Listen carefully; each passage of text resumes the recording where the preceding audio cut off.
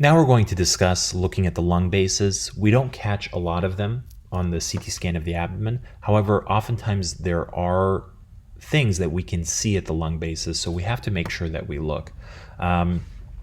Like we did with the bones, I think it's important to realize that sometimes there are specific kernels for the lungs or reformats for the lungs. If those don't exist, it can be a question of what slice thickness to use. I think that generally speaking, the smaller slices that you have, probably the more things that you can see. However, it is important to realize that some people use medium thickness slices because they're only trying to see things that are probably going to change management. So, catching every 2 millimeter nodule may not necessarily be the most efficient use of time. So you kind of have to make that decision for yourself.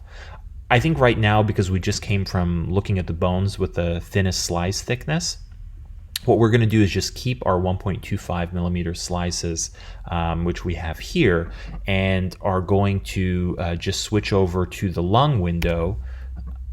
And then we're going to keep our coronal up as well too, and we're just going to bring it to a place where we can see the fissures. Like here is a fissure right here that's separating the right middle lobe from the right lower lobe. So this is going to help orient us. So what we'll do is we'll just go to the top of the scan. And actually, one of the things I like to do first is look at the airways. Depending on how high up you are, you may be, at the level of the carina or below, but we can see that these are actually our airways here, and we can follow them out. And I'm just starting with this one here that's going to the right middle lobe.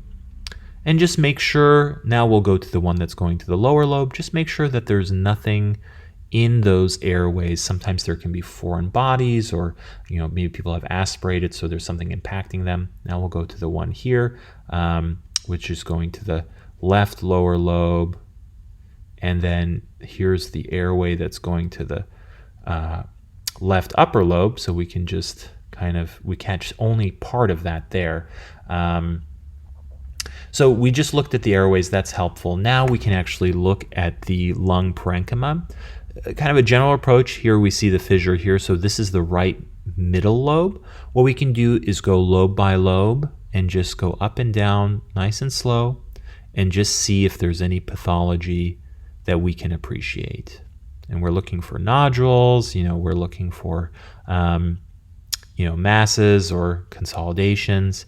So now that we kind of looked here, we'll look at the right lower lobe and just see if there's anything that pops out at us. For example, things like this may be some atelectasis perhaps, or it's kind of running with a vessel. So we're not seeing anything that's too acute, but we're looking for things that might be acute. Now, another thing to keep in mind is that these lobes can be pretty large, so you may want to split them up as you're going up and down to kind of look at things. And also as you're looking at these lobes, I'm just going back and forth to see if anything kind of pops out at me, but especially when it comes to things near the mediastinum, this can be an area where things really like to hide out. So we've looked at our right lower lobe here. It doesn't seem like there's anything too crazy going on there. Now we can come over here. This is actually our left upper lobe, and we'll just take a look there. There's, maybe a little bit of septal thickening here, but again, nothing too acute. And we'll just go back up and down. Again, make sure you look around the mediastinum, as that can be where things hang out.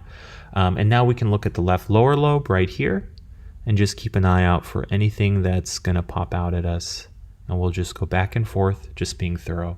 Again, as you get more comfortable doing this, you'll get faster, but it's important in the beginning as you're learning to be thorough and make sure that you go systematically from one lobe to another, and that you don't really miss looking at any area, because it can be easy for things to hide from you.